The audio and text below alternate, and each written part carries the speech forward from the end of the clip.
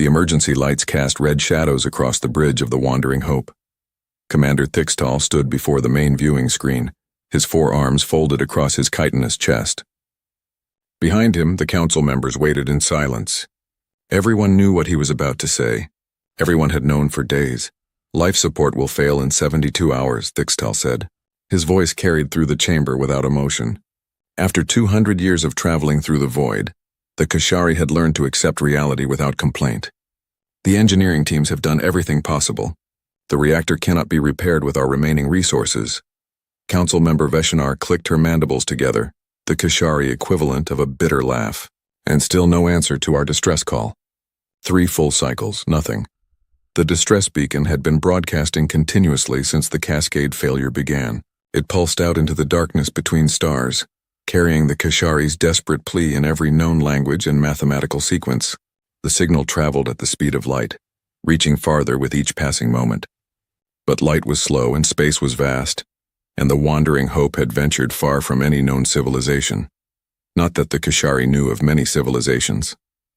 In their 800 years of recorded history, they had never encountered another spacefaring species. Their homeworld had been dying, poisoned by volcanic activity that would not cease. So they built the Wandering Hope and filled it with 2 million souls. They pointed it toward a promising world 40 light-years away and began the long journey. 200 years. 8 generations had lived and died aboard this ship. Children had been born who would never see their destination. The Keshari had adapted to ship life, building schools and farms and libraries in the massive colony vessel. They had been patient. Now patience meant nothing. We should prepare the final protocols, another council member said. Let the people spend their last days with family. There is no shame in this end. We tried. Thickstal turned from the screen. His dark eyes reflected the red emergency lights. I will not give that order yet. While we breathe, we hope. Hope for what? Veshinar asked. We are alone. We have always been alone. Our philosophers were right. The universe is vast and empty, and we are a single spark drifting through endless night. It was an old debate among the Kashari. Were they the only ones? Had life emerged elsewhere? If so, why had they never found evidence of it? The silence of space had led most Kashari to a sad conclusion. They were unique. They were isolated. They were alone. The communications station suddenly chirped. Junior Officer Tikris looked up from her console, her antennae twitching with confusion. Commander, I'm detecting something. Every eye turned to her. What kind of something? Thickstal asked, moving toward her station. Motion. Multiple objects approaching our position at... She paused, checking her readings again. This cannot be correct. The speed is impossible. Thickstal leaned over her shoulder, looking at the display. His breath caught. 20 distinct signatures moving faster than any Kashari ship had ever achieved. They were still distant but closing rapidly. Are they responding to our beacon? Veshinar asked, hope and fear mixing in her voice. Unknown, Tikris said. They have not hailed us. But their trajectory is directly toward our position. They will reach us in approximately 30 minutes. The bridge fell silent. 30 minutes. After 3 cycles of waiting after accepting their doom, something was coming. But what, could they be the hunters? Whispered one of the younger council members. The hunters were legend among the Keshari. Ancient warnings passed down from the earliest space explorers spoke of predators in the void. Ships that attacked the weak, beings that showed no mercy. The warnings were old and unconfirmed, but every spacefaring culture had its nightmares. We will know soon enough, Thickstal said. All personnel to stations. Engineering, give me every bit of power you can for shields. Communications, prepare a greeting message. If they are hostile, we will at least die with dignity. The next 30 minutes passed like hours. The Kashari crew watched their sensors as the unknown ships drew closer. The vessels were large, clearly military in design. They moved in perfect formation, demonstrating a level of coordination that spoke of extensive training. 5 minutes, Tikris announced. Thickstal's mandibles clicked nervously. Around him, the crew waited. Some prayed to old gods, others simply stared at the screens. The Wandering Hope drifted helplessly, unable to run even if they wanted to. Their fate was in the hands of whoever commanded those ships. 2 minutes. They're slowing down. That was something at least, if they intended to simply destroy the Wandering Hope. They could have done so at speed. The fact that they were slowing suggested, what curiosity? Caution, 1 minute. Commander, they're spreading out, taking positions around us in a sphere formation. Thixtal felt his heart's racing. A sphere formation. They were being surrounded.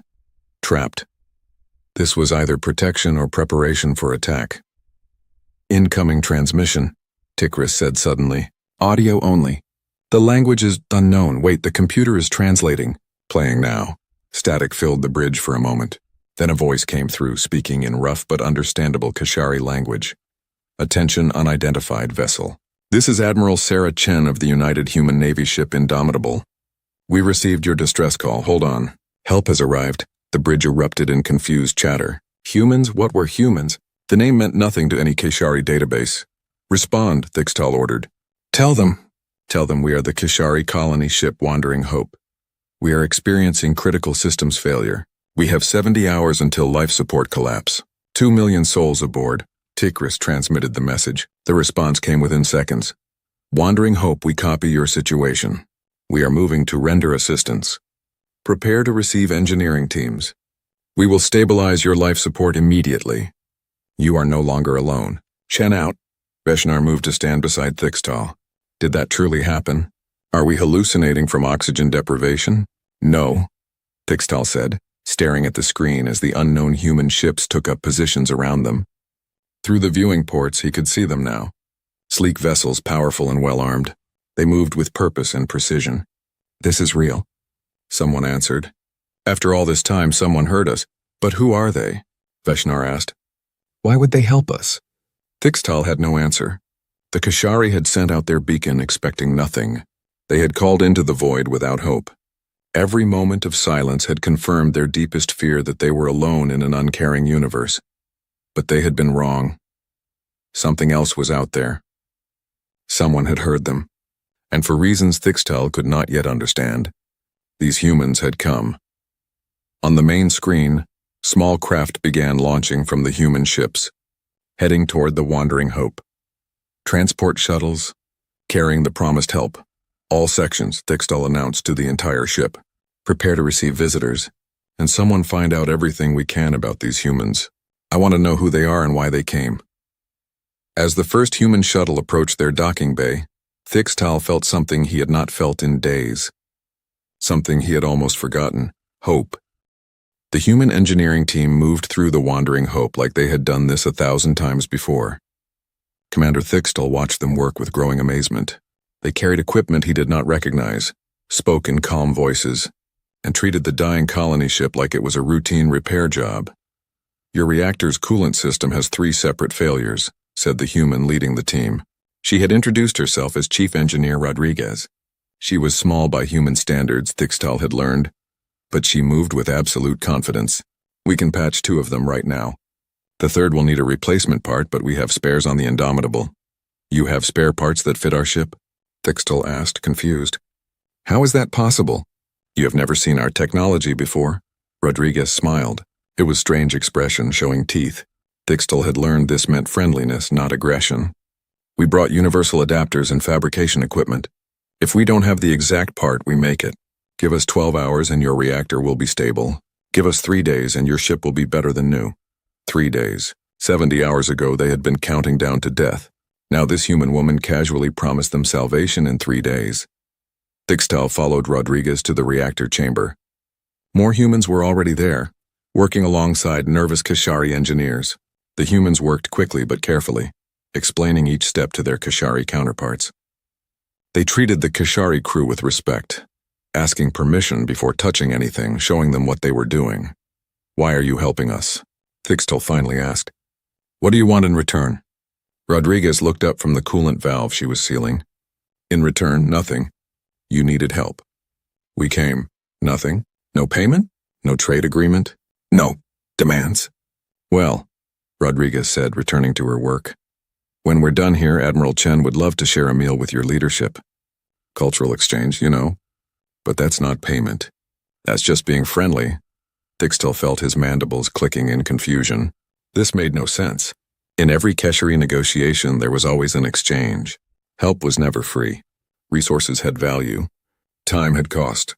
Yet these humans had diverted an entire military fleet, brought supplies and equipment, and asked for nothing except dinner conversation. I do not understand your people, Thixtal admitted. Rodriguez paused and looked at him directly. Her eyes were kind. Commander, let me ask you something. If you found a ship in distress, would you help them? Of course, but no buts. You would help because it is right. Because leaving someone to die in space when you could save them would be wrong, yes? Yes, but we expect nothing, Rodriguez interrupted gently. Except maybe that someday if humans are in trouble, someone might help us too. That's how this should work. Before Thixtal could respond, his communicator chirped. Commander, Admiral Chen is requesting a meeting with the Council. She is waiting in Conference Room 7. Thixtal left the engineering section and made his way to the conference room. The human admiral was already there, standing by the viewing port. She was tall for a human, with dark hair pulled back severely. Her uniform was crisp and carried numerous decorations. When she turned to greet him, her movements were precise and military. Commander Thixtal, Admiral Chen said, extending her hand. Thixtal had been briefed on human customs. He reached out with one of his forearms and grasped her hand, shaking it up and down once. Thank you for meeting with me. Your council members should arrive shortly. Admiral, I must ask, why did you come? Your officer said you received our distress call, but we have been broadcasting for 3 cycles. Where were you? Chen gestured to the chairs. They sat, though Thixtal's body shape made human furniture awkward. We were 47 light years away when we picked up your signal. As soon as we decoded it and understood you were in danger, I diverted my battle group and came at maximum speed. 47 light years? But that is such a great distance. Surely you had other duties. Other missions? Nothing more important than answering a distress call, Chen said simply. The other council members arrived and Chen explained the situation in more detail. The United Human Navy maintained patrol routes throughout human space and beyond. They monitored for distress signals. When they detected one, they responded. Always, but why? Veshnar asked, voicing the question that haunted every Kashari mind. Why do you do this? What benefit does your government gain? Admiral Chen was quiet for a moment. Then she spoke, and her voice carried a weight that silenced the room. 300 years ago, Earth was dying. Overpopulation, climate collapse, resource wars. We sent out desperate calls for help into space. We broadcast every day for 50 years. The silent century, we call it. Millions died while we waited for an answer that never came. She paused, looking at each council member. We were alone. We saved ourselves, barely. We made it to the stars through desperation and determination. And when we got out here, we made a promise. We would never let another species suffer through what we suffered. No one would call into the void and hear only silence. Not if we could help it. Thixtal felt something catch in his throat. You answered distress calls because no one answered yours. We answer them because we remember what it felt like to be abandoned, Chen said. Because space is hostile enough without intelligent beings turning their backs on each other. Because someday it might be humans who need help, and we hope others will remember our example. This is official policy? Veshinar asked. Your government approves this? It's foundational law, Chen replied. The Emergency Response Act is part of our Constitution. Any human vessel that detects a distress call and fails to respond faces severe penalties. We maintain dedicated rescue fleets. We train every naval crew in emergency procedures for dozens of different species technologies. We keep supplies and equipment specifically for this purpose. You do this for strangers, Thixtal said slowly. For species you have never met. Every friend was once a stranger, Chen said. Every alliance started with a first meeting. The Kashari were strangers an hour ago. Now we're having dinner together. Tomorrow, who knows? Maybe we'll be trading partners. Maybe we'll be friends. Maybe our children will grow up knowing each other's worlds. But all of that starts with the simple act of helping someone in need. A young Kashari at the back of the room spoke up nervously. Admiral, forgive me, but are there others like you? Other species that follow this philosophy? Chen smiled. Yes, quite a few now, actually. Humanity wasn't the first to think this way, just the most stubborn about it. We've inspired others. Or maybe they inspired us. Either way, you're not alone anymore. None of us are. The meeting continued for another hour. Chen explained that her battle group would escort the Wandering Hope to the nearest safe harbor, a human station called Gateway. From there, the Kashari could repair fully, resupply, and decide their next steps. No payment required, no debts incurred. As the council members filed out, Thickstall remained behind with Chen. "Admiral, I need to tell you something. We detected other ships earlier, before you arrived. We thought they might be. We have legends of predators in space. Hunters who attack the weak." Chen's expression darkened. "The Vrel Dominion?" "I do not know that name. Pirates, slavers, and worse. They hunt in the border regions, targeting ships in distress. If you saw them, they saw you too. They might come back." "Then we have put you in danger," Thickstall said, alarmed. "They will see your ships and—" "Let them come," Chen said, and her voice carried steel. "You're under our protection now. Anyone who wants to harm you will have to go through the United Human Navy first. And Commander, we don't lose." Thickstall watched the human admiral leave. His people had spent generations believing they were alone. They had built their entire philosophy around isolation and self-reliance. They had thought the universe was empty and cold. They had been so very wrong. Outside the viewing port, human ships moved in protective formation around the Wandering Hope. Inside the ship, human engineers worked alongside Kashari crews, and somewhere in the void, perhaps, other beings were watching, learning, making their own choices about what kind of universe they wanted to live in. The beacon still transmitted, but now it carried a different meaning, not a desperate plea into emptiness, but a signal of life that had been heard. That had been answered, that would be remembered. The repairs took 3 days, just as Chief Engineer Rodriguez had promised.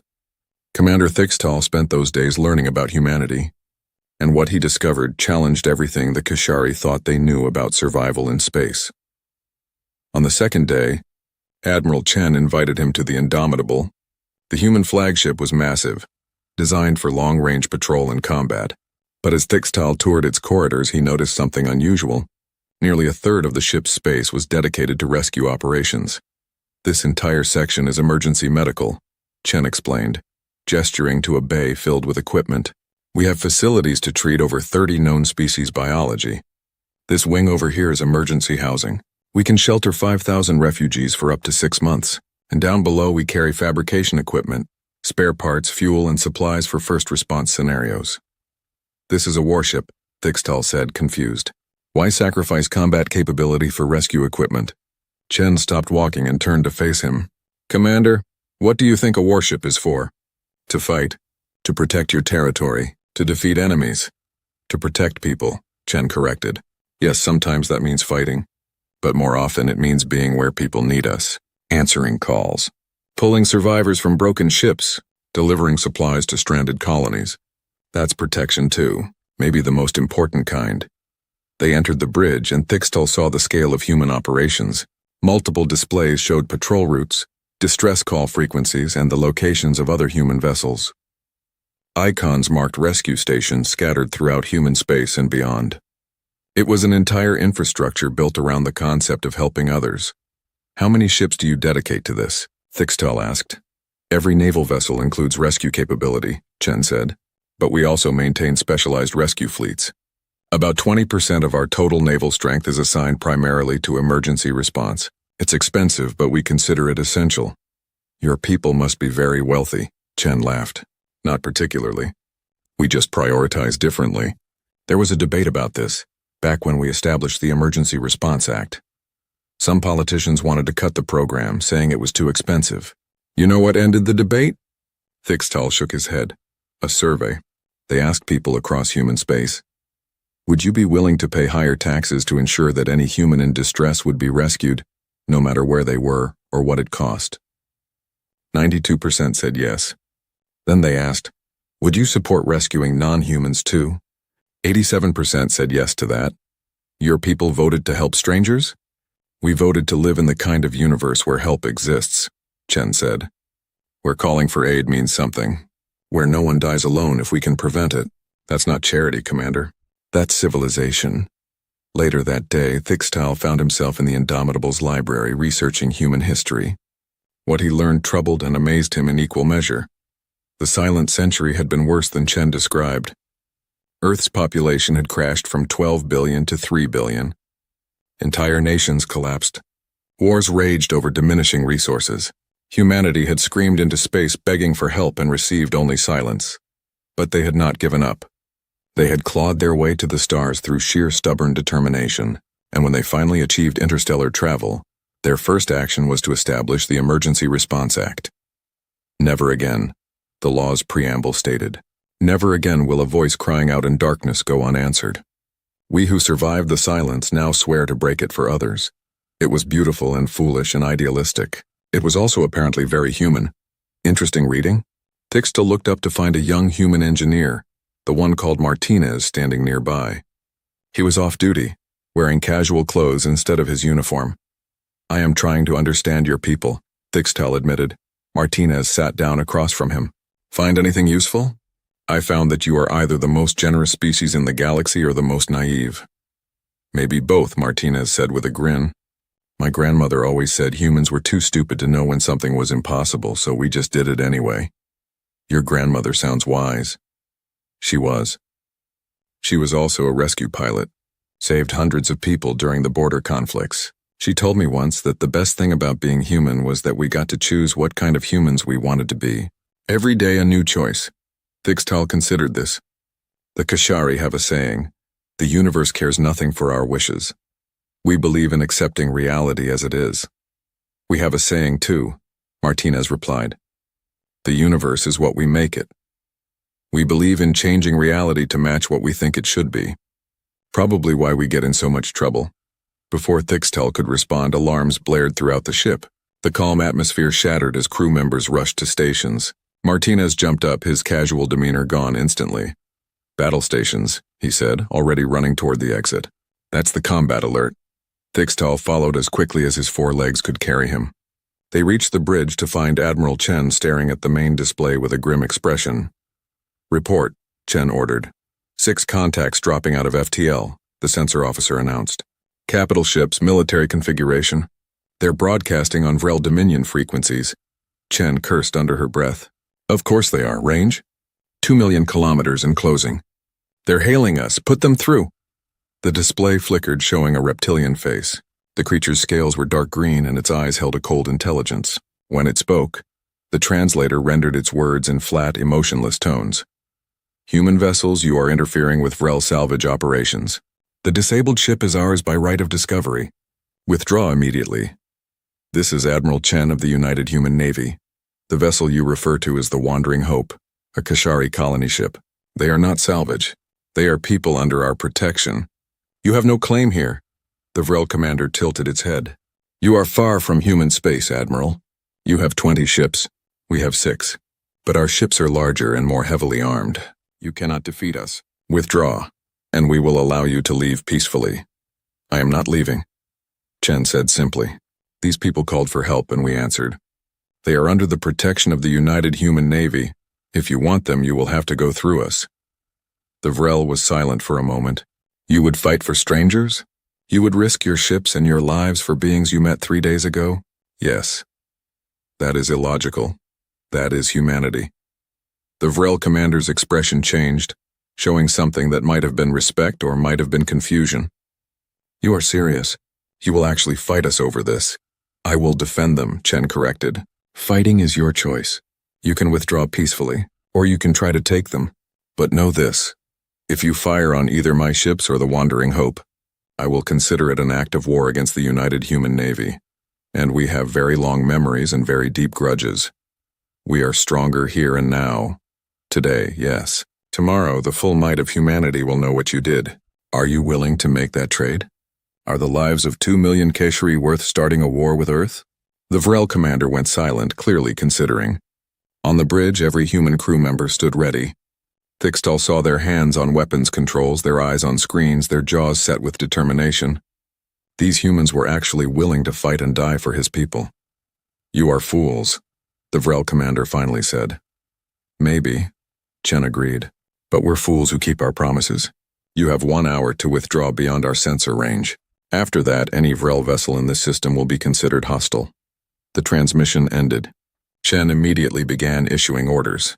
All ships to defensive formation around the Wandering Hope. Ready all weapons. Launch the alert drones. And someone get me a comm line to Fleet Command. Tell them we need reinforcements. And we need them now. Reinforcements are 4 days away at maximum speed, the communications officer reported. Then we hold for 4 days, Chen said. Thixtal approached the admiral. You cannot do this. You cannot risk your people for us. We are grateful for the repairs, but this is too much. Let us surrender to them. Let them take us. We will not have your deaths on our conscience. Chen looked at him with fierce eyes. Commander, do you know why we call it the Emergency Response Act and not the Emergency Response Suggestion? No, because it's not optional. Because we decided as a species that some things are more important than survival, like knowing we did the right thing, like being able to look at ourselves and see people worth saving. She turned back to her crew. We hold this position. The Wandering Hope stays safe. That's not up for debate. That's not negotiable. That's who we are. Outside, the Vrel ships moved into attack positions. Inside, human crews prepared for battle. And in the command chair, Admiral Chen sat calmly, ready to fight a war to protect strangers she had met 3 days ago. Thixtal returned to his own ship in a daze. His people gathered around him, asking questions, demanding answers. He told them what he had seen and heard. They will fight for us? Feshnar asked in disbelief. They will die for us, Thixtal corrected softly, if necessary. Without hesitation, why? Thixtal thought of everything he had learned.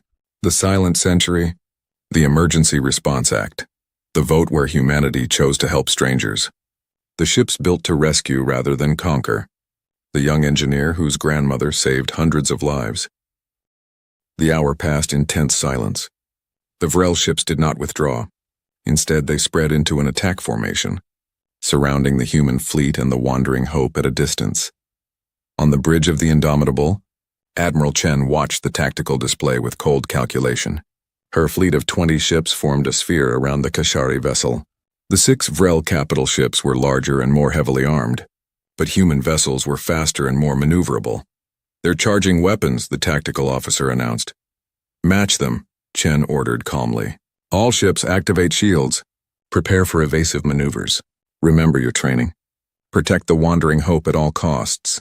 Thixtal listened to the orders from the Wandering Hope's bridge. His crew had evacuated non-essential personnel to the ship's core, the safest location. 2 million Kashari waited in fear while strangers prepared to fight for them. This is madness, Feshnar whispered beside him. They cannot win. Why do they not flee? Because they promised to protect us, Thixtal said simply. The Vrel commander's voice came over the communication channel again. Last chance, Admiral. Withdraw your ships. We will allow the humans safe passage. This does not need to end in bloodshed. Chen's response was steady. The only way this ends peacefully is if you leave. We will not abandon these people. Fire on us if you must, but know that every shot you take makes you an enemy of humanity, and we neither forgive nor forget, so be it. Your foolishness will be remembered as a warning to others. The Vrel ships opened fire. Space erupted with weapons discharge. Beams of energy cut through the void. Missiles launched in waves. The human ships scattered, their smaller size allowing rapid course changes. They returned fire while moving, creating a defensive screen around the Wandering Hope. 2 Vrel ships targeting the colony vessel. Tactical reported. Interceptor groups 3 and 5 block that approach, all power to forward shields. 4 human destroyers moved between the Wandering Hope and the incoming fire. Energy beams meant for the defenseless colony ship struck human shields instead. The destroyers shuddered under the impact but held position. UHNS Swift shields at 40%, communications reported. Tell them to hold that line. Cruiser group, focus fire on the lead Vrel ship. Target their weapons array.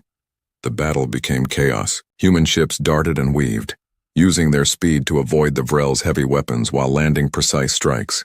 But the size difference was telling. Each Vrel ship could absorb damage that would cripple a human vessel. On the Wandering Hope, Thixtal watched helplessly as human ships took hit after hit. The destroyer Swift finally broke formation. Its shields collapsed, atmosphere venting from multiple hull breaches. They are dying for us, Feshnar said, tears streaming down her face. We are watching strangers die to protect us. A Vrel missile broke through the defensive screen. It streaked toward the Wandering Hope, and Thixtal knew their shields could not stop it. The missile would punch through their hull, and millions would die in the explosive decompression. The human frigate Defiant appeared in the missile's path. The ship deliberately positioned itself between the weapon and the colony vessel. The missile struck the Defiant directly. The explosion tore the small ship apart, scattering debris across space. 300 humans died in an instant to save Kashari they had never met. No, Thixtal whispered. No, no, no. Admiral Chen is hailing us, the communications officer said. Thixtal activated the channel. Chen appeared on screen. Behind her, the Indomitable's bridge showed damage. Sparks flew from damaged consoles, but the Admiral's expression remained calm. Commander Thixtal, I need you to do something for me. Anything. Admiral, please, this must stop. Too many humans are dying. Listen to me, Chen interrupted firmly. I need you to keep your people calm. I need you to trust me. Can you do that? Admiral, you cannot win this fight. I don't need to win. I just need to hold on. Reinforcements are coming. 4 days away. I called for closer help, Chen said. A small smile crossed her face. I just hope they got the message. Before Thixtal could ask what she meant, alarms blared across all frequencies. The sensor officer on the Indomitable shouted in surprise. Multiple FTL signatures. Dozens of them. They're arriving all around the system. The tactical display suddenly filled with new contacts. Ships dropped out of faster-than-light travel in waves. Large ships, small ships, military vessels, civilian craft. Thixtal stared in disbelief at the variety of designs. Identify them, Chen ordered. Ma'am, I'm reading ships from at least 15 different species. There's a Tavarian cruiser wing, Zephyr Republic escorts, even some Hrethik dreadnoughts. They're all broadcasting the same signal. It's the emergency response protocol, ma'am. Chen's smile grew wider. I knew it. I knew they would come. The communication channels lit up with transmissions in multiple languages. The translators struggled to keep up, but the message was clear. This is Captain Vrixnell of the Tavarian Defense Fleet. We received the emergency response call. Where do you need us, Admiral Chen? Zephyr Republic Task Force reporting. We stand with humanity and the Keshari. Hrethik Empire vessels entering the system. Our orders are to assist in rescue operations and defensive actions. More and more ships arrived. The system that had contained 6 Vrel vessels and 20 human ships now held over 80 vessels from across known space. They moved into formation around the Wandering Hope, creating an unbreakable wall. The Vrel commander's face appeared on screen again. His expression showed shock and confusion. What is this? Why would so many species come to your aid? Because we asked, Chen said simply. Because we help them when they need it. Because we've proven that we keep our promises. And because the universe is a better place when people look out for each other. You have created an alliance against us? We've created a community, Chen corrected. You're seeing the result of choosing compassion over cruelty. When you help others, they remember. When you stand up for the weak, others stand with you. The Vrel ships began to withdraw. They were outnumbered more than 10 to 1 now. The commander's voice carried grudging respect. You are fools, Admiral Chen. But perhaps we are the greater fools for underestimating you. We withdraw. The Kashari are yours to protect. They're not ours to protect, Chen said. They're part of the community now. Just like everyone else here. Just like you could be if you chose differently. The Vrel ships jumped to FTL and vanished. The immediate threat was over. The fleet of Allied ships maintained formation for several hours, making sure the Vrel were truly gone. Then their commanders began hailing the Indomitable, congratulating Chen, checking on the Kashari, coordinating repair assistance. Thixtal could barely process what had happened. They came. So many different species. They came to help. They came because they understand, Chen said when she called him again.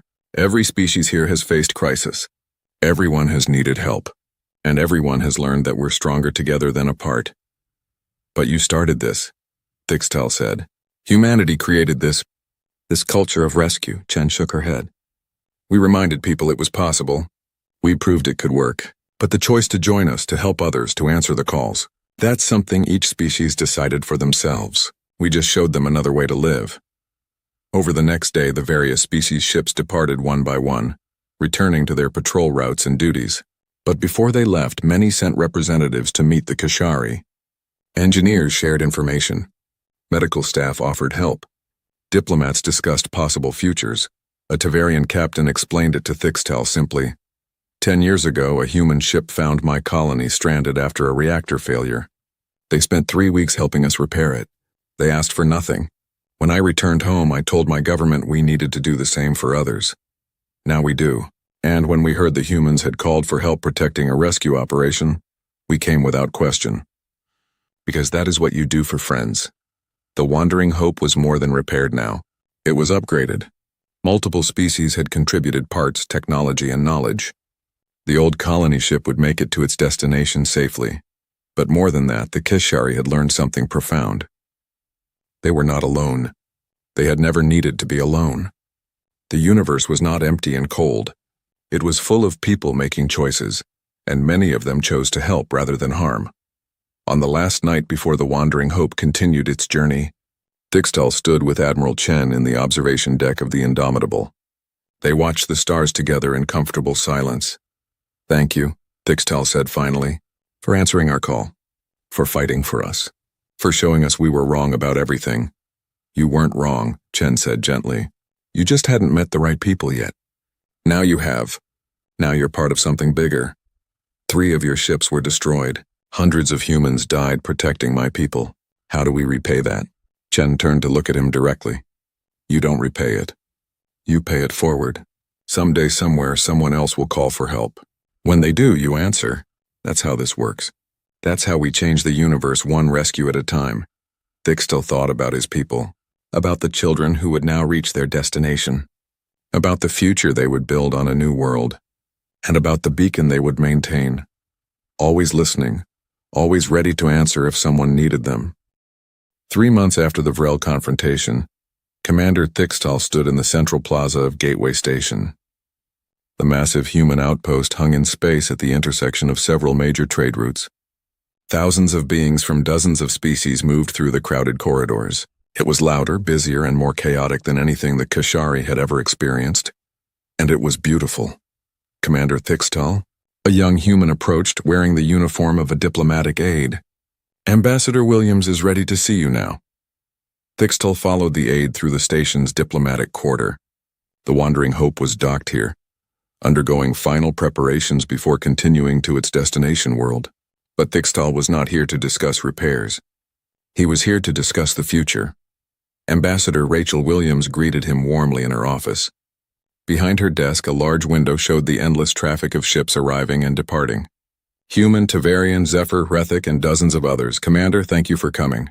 I understand your ship is nearly ready to depart?" "Yes, Ambassador. We will reach our destination world in another 6 months. But before we go, I wanted to discuss something with you and Admiral Chen. She should be arriving shortly. In the meantime, can I offer you refreshment? We've been working on getting proper Keshari food supplies, but I apologize if the selection is limited." Dixtal was touched by the gesture. "You did not need to do that." "Of course we did.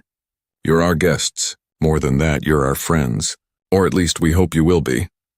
Admiral Chen arrived a few minutes later, looking tired but satisfied. "Commander Thixtal." "It's good to see you again. I heard the repairs went well?" "Better than well. The Tavarians upgraded our shield generators. The Zephyr improved our navigation systems. The Rethic even contributed to our defensive weapons, though we are not sure we will ever need them now." "You might not need them for fighting," Chen said, sitting down. "But having them means others will think twice before threatening you. Peace through strength has its place." Williams poured drinks for all of them. "So, Commander, what did you want to discuss?" Thixtal took a breath. This was the moment. "I want to understand the compact of open hands. I want to know how the Kishari can join it." Chen and Williams exchanged glances. Chen spoke first. "Commander, the compact isn't really an organization. There's no charter, no treaty, no formal agreement. I do not understand, but I have seen it. I have watched ships from many species respond to your call. I have heard them speak of emergency response protocols. There must be some structure." Williams nodded. "There is structure, but it's cultural rather than political. It started with humanity's Emergency Response Act. Other species saw what we were doing and adopted similar principles, not because we forced them, but because they chose to. The Tavarians created their own rescue fleets. The Zephyr established patrol routes. The Rethic began maintaining supply depots for emergency use. Each species does it their own way," Chen continued. "But we all follow the same basic principle. Answer the call. Help those in need. Build a universe where no one faces crisis alone. That's the compact. It's a promise each species makes to themselves and to each other. But there must be rules, requirements. How do we prove ourselves worthy?" "You already have," Williams said gently. "You called for help when you needed it. That's step 1. You accepted help without suspicion or hostility once you understood it was genuine. That's step 2. And now you're here asking how you can help others. That's step 3. Commander, you're already part of the compact. You have been since the moment you decided to pay it forward. Thixtal felt his mandibles clicking with emotion. It cannot be that simple. It is exactly that simple, Chen said. You outfit your ships for rescue operations. You monitor for distress calls. When you hear one, you respond. You help without demanding payment. And you encourage others to do the same. That's all it takes. But what if others take advantage? What if they abuse this generosity? Some will, Williams admitted. There are always those who exploit kindness. The Vrel prey on the weak. There are others like them. But they're the minority, Commander. Most beings, when shown genuine compassion, respond with gratitude, and many choose to extend that compassion to others. The compact is growing, Chen added. 20 species now follow these principles. 5 years ago, it was just humans and Tavarians. In another 5 years, who knows? Maybe 50 species. Maybe 100. The universe changes one rescue at a time. Thixtal considered this. My people will need to change significantly. We have spent generations believing we were alone. Our culture values self-reliance and independence. Those are good values, William said. The compact doesn't ask you to abandon them. Self-reliance is important, but so is community. You can be strong and independent, while still being willing to help others. In fact, that's the strongest position of all. I will need to speak with our council. Our ship elders. This is not a decision I can make alone. Take all the time you need, Chen said. The compact will be here when you're ready. And even if the Kashari choose not to join formally, you're always welcome in our ports. You're always safe in our space. That doesn't change. Thixtal stood to leave but paused at the door. Admiral, may I ask you something personal? Of course. Do you ever regret it, the cost? 3 human ships were destroyed, saving my people. Hundreds died. And I know that was not the first time humanity has paid such a price. Does it ever seem too high? Chen was quiet for a long moment. When she spoke, her voice carried the weight of experience. Every life lost hurts. Every empty chair at a dinner table. Every child who grows up without a parent. Every friend who never came home. Yes, Commander, I feel that cost deeply. But you know what would hurt more? Living in a universe where we let 2 million Kashari die because saving them was dangerous. Living with the knowledge that we had the power to help and chose not to use it. That cost would be unbearable. Even though we were strangers? Especially because you were strangers. Because the whole point of the compact is that strangers don't have to stay strangers. Every friendship starts with someone reaching out. Every alliance begins with one act of trust. Yes, we lost people saving you, but we gained 2 million allies. We gained friends. We gained a species that now knows humanity keeps its promises. That's worth the cost. Thixtal returned to the Wandering Hope deep in thought. He found Veshnar in the observation deck, watching the busy traffic of Gateway Station. How was your meeting? She asked, illuminating. The humans want us to join their compact. And what did you tell them? That I needed to speak with our people first. This is too important for one person to decide. Veshnar turned from the window. I have been speaking with the Kashari aboard our ship. All 2 million of them, or at least a representative sample. Would you like to know what they say?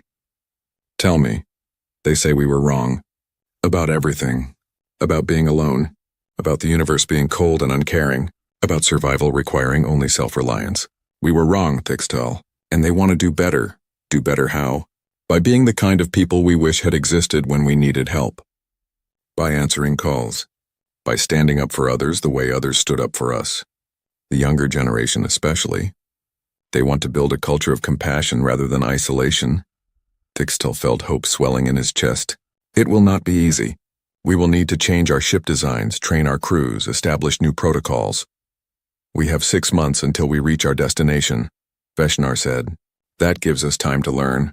And once we arrive, we can build our colony with these principles from the start. Imagine it, Thixtal. A Kashari world that grows up believing in helping others. A generation that never knows isolation. Over the following weeks, the Kashari threw themselves into transformation. Human instructors taught them emergency response procedures. Tavarian engineers helped them modify ship systems for rescue operations. Zephyr diplomats explained how to coordinate with other species during crisis. The young Keshari especially embraced the new way of thinking. Children who had grown up believing they were alone in the universe now played with human, Tavarian, and Zephyr children on Gateway Station. They learned each other's languages, shared meals, exchanged stories. One day, Martinez found Thixtal watching the children play in one of the station's recreation areas. The human engineer sat down beside him. They're adapting quickly, Martinez observed. Faster than the adults, Thixtal admitted. They have no old beliefs to unlearn. To them, this is simply how the universe works. You call for help, help comes. You see someone in need, you help them. It is natural. That's how it should be, Martinez said. That's the universe we're trying to build. Martinez, I wanted to thank you personally. You were one of the first humans I spoke with. You helped me understand your people. I didn't do anything special. You treated us like friends immediately, like it was obvious and natural. That meant something. Martinez smiled. My grandmother always said that strangers are just friends you haven't talked to yet.